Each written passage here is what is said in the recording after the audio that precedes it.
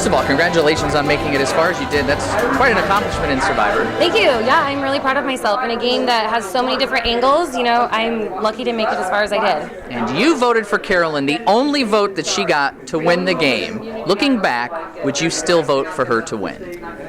Looking back at what the edit is, I probably would have voted for Mike. But looking back to my perception, which is my reality, no.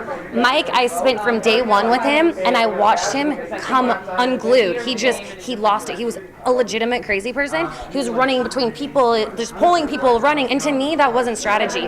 That was somebody losing their mind. And granted, he did have a great physical game with winning the immunities, but so did Carolyn. I mean, she won too. So to me, no, I wouldn't have changed my vote because that's how I felt in that moment. I thought she had played a better game. Did you ever consider switching and working with Mike ever at all? I was with Mike until we did the switch up and he came to me and looked at me on the beach and was yelling at me and just I could see that he wasn't there with me anymore. I mean, I wish I obviously would have stayed with him longer, but I think the reason he told you tonight why he voted me out because I was a threat, he probably would have done it if I would have stayed with him anyways.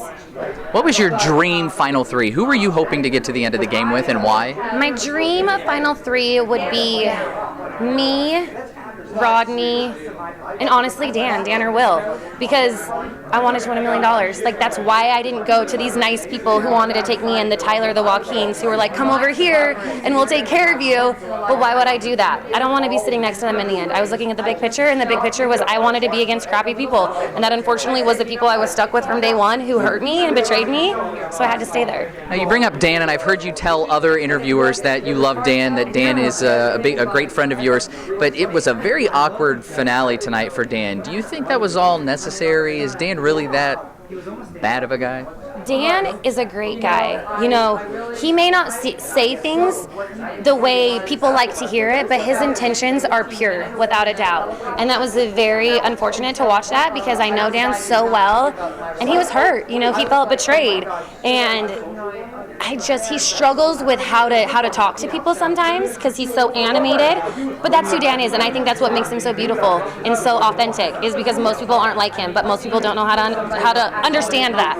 Because it is so different. I will say the vibe in the finale audience was that Shireen's issues were not justified. Do you feel that way, or do you think she has a legitimate issue?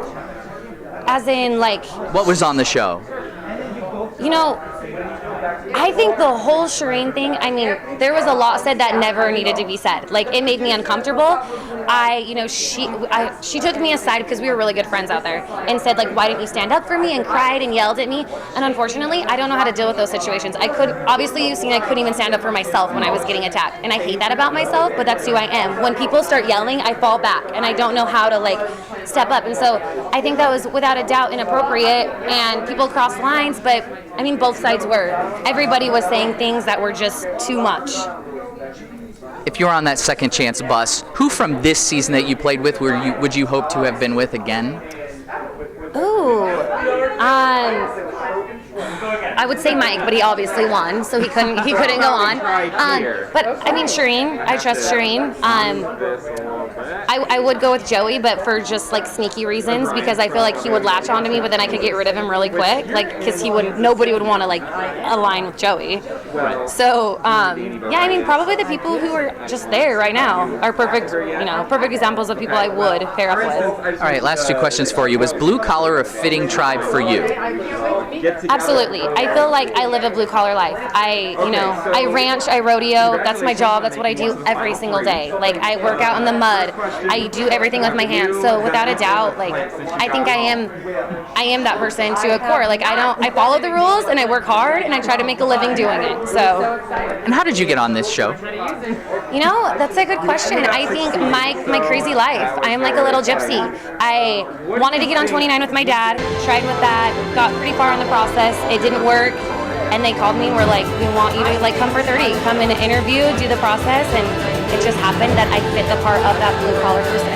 All right. Thank you so much. It was nice to meet you. I appreciate it.